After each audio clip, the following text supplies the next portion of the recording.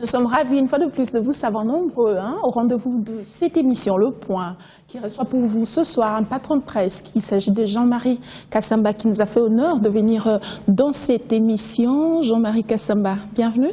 Merci. Comment allez-vous? Très bien. Et vous? Ça va bien, merci. Vous êtes également enseignant à l'université. Vous dispensez quels cours?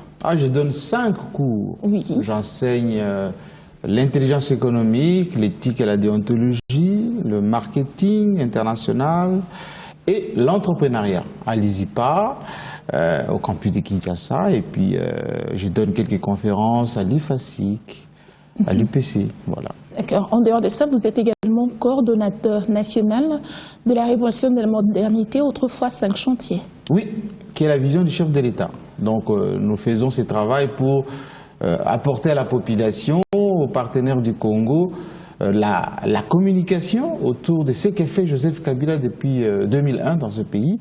Et de 2006 à 2011, c'était les 5 chantiers. Maintenant, c'est la révolution de la modernité. Un vaste programme qui nous prend énormément de temps. Mais il y a une évolution de ce côté-là? Beaucoup de révolutions. Beaucoup, non seulement des révolutions, mais beaucoup d'évolutions aussi.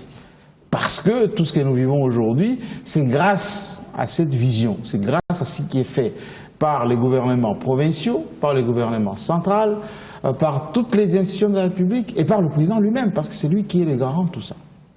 En dehors du fait que vous soyez patron de médias, vous demeurez aussi journaliste dans votre propre chaîne de télévision. Vous animez une émission JMK Today, vous commentez aussi dans une rubrique matinale sous les déçus de cartes, c'est ça?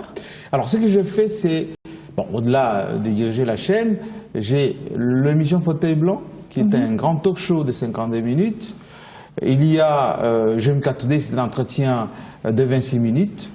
Et puis j'ai chaque samedi le club 50 de tous les journalistes, les éditorialistes de chaque média important qui sont invités à commenter l'actualité de la semaine. Et puis je suis l'éditorialiste moi-même de ma chaîne. Je fais ce qu'on appelle les dessous des cartes. C'est un peu le point de vue, mon point de vue sur les différents enjeux qui caractérisent un peu la marche du monde, la marche de notre pays, ce qui se passe chez nous. Voilà. Et vous venez de mettre sur pied, il n'y a pas longtemps, un magazine que vous intitulez « L'État de la Nation ». Oui, l'État de la Nation, c'est un document que nous mettons en place chaque année. Chaque année, le chef de l'État s'adresse à la nation via les congrès, les 2 chambres réunies, pour présenter l'État de la Nation. Et nous qui assurons la visibilité de sa vision, nous éditons également tout ce qui a été fait durant toute l'année, de janvier à décembre de l'année qui vient de se passer. Et nous nous protégeons pour l'année d'après, et on fait domaine par domaine. Et chaque année, depuis 2006, on fait ce travail. Et puis cette année, on est revenu sur les différentes victoires de notre armée, l'évolution de la gouvernance économique, les différentes réalisations province par province. Voilà, c'est un peu notre travail pour vous donner des outils d'appréciation de ce qui se passe au Congo. Vous arrivez quand même à vous en sortir avec toutes ces tâches-là? C'est une question d'organisation. Moi, j'ai fait tous ces travaux depuis très longtemps, depuis que j'ai commencé à œuvrer en Europe. J'étais à la fois banquier, du lundi au vendredi, mais j'étais aussi journaliste à Radio France Internationale, à Télé Sud, à TV5. J'ai coordonné mon cabinet qui s'appelait JMK Consulting. Et en même temps, je pouvais organiser des conférences de presse pour les politiciens, pour les artistes et musiciens. Je présentais des événements importants. Voilà, c'est un peu ça la vie de quelqu'un, éclectique, complet. C'est une question d'organisation. Ben voilà, vous êtes enfin un habitué des médias, vous passez dans plusieurs émissions télévisées, dans la plupart des chaînes de télévision, pour commenter soit l'actualité, soit, bon, ça dépend de pourquoi on vous appelle. Mais on vous voit régulièrement accompagner les chefs d'État lors de grandes visites à l'étranger. Vous y allez en tant que qui? D'abord, je suis coordonnateur de sa vision. Parce que quand il est invité, vous coordonnez le chef, vous coordonnez. Qu'est-ce que vous coordonnez? Parce que quand le chef de l'État est invité, par exemple dernièrement en France, vous l'accompagnez en tant que coordonnateur. En tant que journaliste d'abord. Donc vous êtes attaché de presse du tout. Je suis patron de presse, vous l'avez dit vous-même. Je suis responsable d'une chaîne de télévision qui a pour vocation de couvrir les grands événements de notre pays.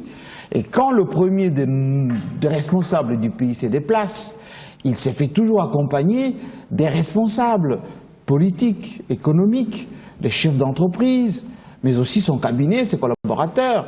Donc, à double titre, je l'accompagne en tant que journaliste pour donner suite à ce qui se passe là-bas. D'abord, pour ma chaîne, mais aussi pour l'opinion nationale. En tant que celui qui relaie sa vision, je dois quand même être auprès de celui qui travaille pour que ce que je vais dire colle bien à la réalité. Voilà, c'est ce qui justifie souvent mes déplacements auprès de notre président, mais je ne fais pas seulement notre président. Quand il y a des grands événements qui se passent à l'intérieur de notre pays, mes équipes se déplacent beaucoup quand j'ai le temps, comme à Mbandaka, et j'étais à Mbandaka, pour couvrir ce qui s'est passé là-bas. Donc je me déplace beaucoup. On vous a vu à l'Élysée avec le chef de l'État qui a été très bien accueilli par François Hollande. On peut dire comme ça que les relations sont au beau fixe entre Kinshasa et Paris? Absolument, absolument. D'abord, c'était sur invitation de président Hollande. Il faut se le dire d'abord, sur invitation du président Hollande, qui a jugé qu'un grand chef d'État d'Afrique, comme notre président, devait être consulté sur la situation en République centrafricaine, sur la situation dans la région des Grands Lacs, sur l'avenir aussi des relations entre la France et le Congo, sur le plan économique, sur le plan sécuritaire. Donc le président de la République est arrivé en France, très bien accueilli, coordonné à l'Élysée, plutôt d'abord à Orly, escorte 80 personnes jusqu'à l'Élysée. On a déployé un dispositif sécuritaire de plus de 400 policiers, de services de sécurité, véhicules, etc. Il était logé à 2 pas de l'Élysée, donc je peux vous dire les honneurs au Bristol, accordés à notre chef de l'État. Et ils en ont eu un tête-à-tête qui a duré, globalement les tête-à-tête à l'Élysée c'est 20 minutes, 30 minutes. Ils sont allés jusqu'à 52 minutes? Oui, presque une heure. Ils ont parlé de quoi? Des grandes questions. Le communiqué final qui a sanctionné ces discussions, c'était d'abord la République centrafricaine, parce que nous sommes présents là-bas avec 800 hommes. On a demandé les concours de notre pays pour que le 15 septembre prochain, qu'on ait un renforcement de ces dispositifs. On a demandé aussi quoi? C'est que il concerne la région des Grands Lacs, l'accord d'Addis Abeba, tout ce qui concerne aujourd'hui la protection de l'environnement, avec les sociétés françaises comme Suez, qui est intéressée par le traitement de l'eau, comme la Société Générale pour tout ce qui est financier. Areva aussi, tout ce qui est uranium, parce que vous savez qu'au Niger, ça ne se passe pas très bien avec les terroristes là-bas. Donc la France, qui est en crise, comme vous le savez, a besoin de marché.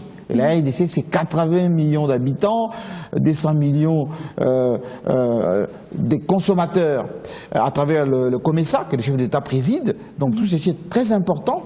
Alors, malgré tout cela, il y a eu quand même des journalistes, on peut dire, des congolophobes, je les appelle comme ça, des gens qui n'aiment pas le Congo, même si les évidences sont faites que le Congo, ça marche. Regardez comment Bobouvier a écrit son papier qui a été diffusé dans Jeune Afrique la semaine passée. Donc c'est un peu malheureux de constater que lorsque le Congo avance, certains, sur instigation, pour ne pas dire avec certaines personnes de chez nous ici qui les alimentent avec des fausses informations, eh ben, on raconte des histoires sur la marche du monde, mais ça ne nous empêche pas d'avancer, le Congo avance. Mais alors que l'AFP, l'agence France de presse, oui, l'agence France Presse indique que le président français n'a pas pu aborder les sujets de l'élection 2016, donc la représentation de Joseph Kabila, ils n'en ont pas abordé. Mais c'est ça qui est plus important. Ce qui est important, c'est quoi, madame? C'est la stabilité de la RDC. Ce qui est plus important, c'est que ce pays pivot, je vous ai dit tout à l'heure, joue un rôle très important dans la marche du monde. Comment voulez-vous qu'une question qui doit être traitée dans 2 ans et demi constitue un sujet de discussion avec François Hollande? Mais John Kerry n'avait pas attendu 2 ans et demi, 2 ans après pour venir en parler. Les gens attendaient ça. Bien au-delà encore. Et alors moi j'étais encore au Palais de la Nation, chez nous ici. Je n'étais pas dans les secrets de tête-à-tête avec le chef de l'État, mais à la sortie de l'entretien, John Kerry n'a pas du tout parlé et qu'on est venu donner des injonctions au président de la République. Bien au contraire, John Kerry a fait quoi, a dit quoi? Qu'il félicitait la RDC. Personne n'a parlé des injonctions. Mais attendez que je vous dise. Attendez que je vous dise. Allez-y. John Kerry a dit quoi? Qu'il félicitait la République démocratique du Congo et son président pour avoir terminer la guerre avec les forces négatives, dont les M23, qu'il félicitait la gouvernance et les réalisations dans cette partie d'Afrique, et qu'il jugeait que Joseph Kabila était encore jeune pour donner beaucoup à cette République. Ben naturellement, comme un acteur majeur de la communauté internationale, John Kerry, harcelé, c'est le moins qu'on puisse dire, par des gens qui aimeraient toujours que ça chauffe sur les élections à venir. Il a dit, mais écoutez, nous on aimerait bien que tout ceci se passe dans le respect de la transparence, de la Constitution de la République, etc. Dans le respect de la Constitution. Mais que dire d'autre? Mais c'est ce que le chef de l'État lui-même dit, c'est ce que moi-même je dis, c'est ce que tout le monde dit. Nous sommes en train de parler de François Hollande. Alors François Hollande n'en a pas parlé, pourquoi? Parce que ce n'est pas important. Même John Kerry, ce n'était pas dans son agenda. John Kerry était venu pour parler de l'invitation qu'il a portée à Joseph Kabila aux États-Unis. C'est-à-dire, ça sera au mois d'août prochain. J'y serai encore, voilà, j'y serai encore à Washington pour parler des problèmes entre les États-Unis, enfin les problèmes, les développements entre les États-Unis et le pays d'Afrique.